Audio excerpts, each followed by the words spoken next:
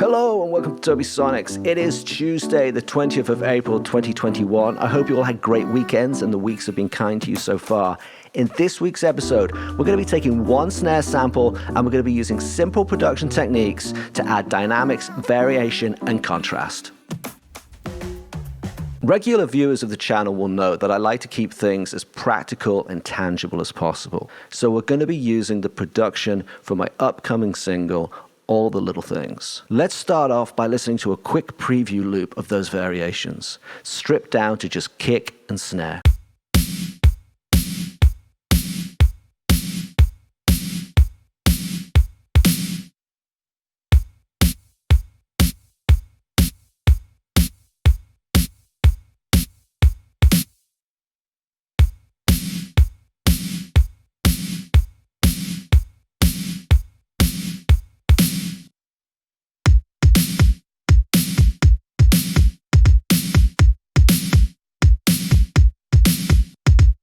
We're using a combination of reverbs, gates, signal noise generators, and dubs to create those different contrasts. It had been my intention to go through everything in one video, but once I'd done the verse to pre-chorus section, it became pretty clear in order to go through this properly, it was going to have to be split up over two videos. So in this first part, we're going to deal with the verse and the pre-chorus. Before we get into it, if you could just take a moment to like the video and subscribe to my channel, that would be a big help. Thank you for taking the time.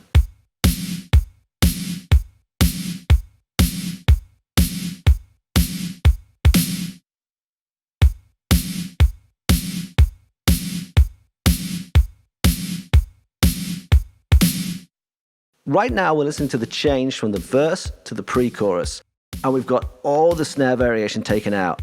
And as you can hear, it's pretty dull. Let's see if we can do something about that. Okay, first up, and by far the biggest thing that we're doing, we're automating the fab filter gate on and off. And the way we're doing that is we've got two different lines of automation here. We're automating the wet level and the dry level. Let's put the automation back in and have a quick look at what it's doing. Here we go in the verse. We've got the auto on the wet set to minus infinity, so we're hearing none of the gated signal. When we move to the pre-chorus, the dry signal drops all the way down to minus infinity and the wet signal goes up to 0 dB. Let's have a listen to what that sounds like.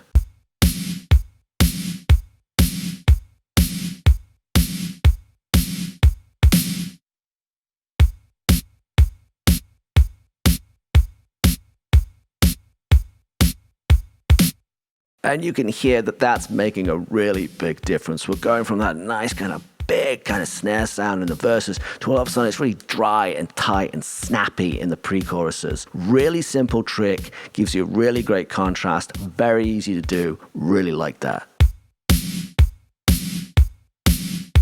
Next up, we're going to be automating the panning.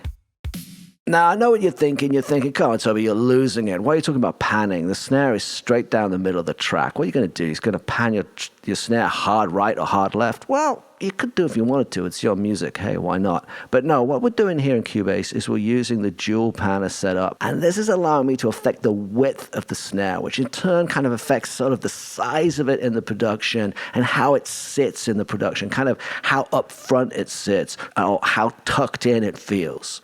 Let's put the automation back in and have a quick look at what we're doing. So during the verse, the snare is set to left 75, right 75. When we move to the pre-chorus, it tightens up to left 50, right 50. Let's have a listen to what that sounds like.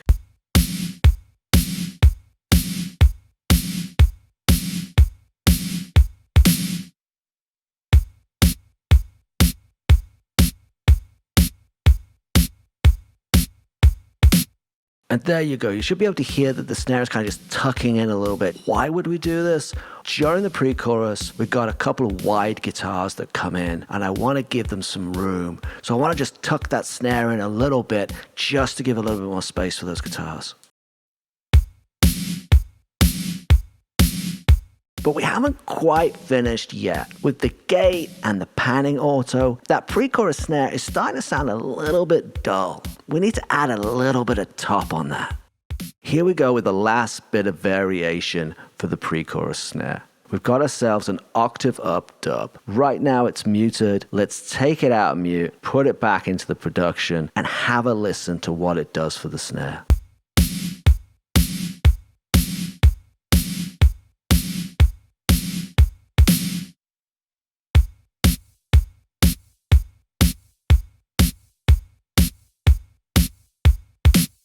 There you go, with that octave up dub blended in pretty low in the mix. It's not that high. It just gives that little bit of extra top to the snare and helps it sit up. So we've dried it out, we've tucked it in, but we still want it sitting up in the mix. We still want it to kind of catch the ear and drive the mix.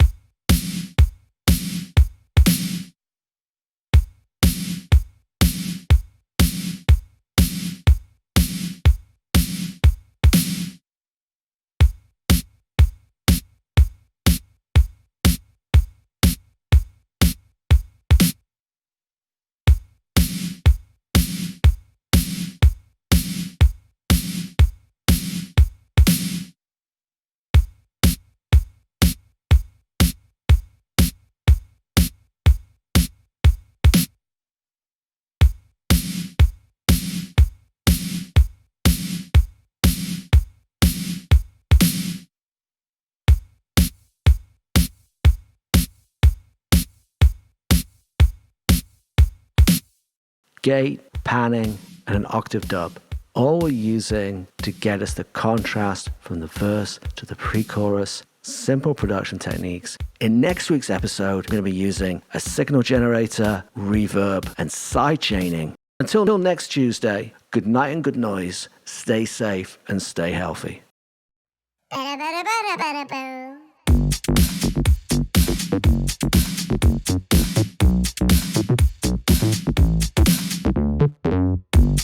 The wee things,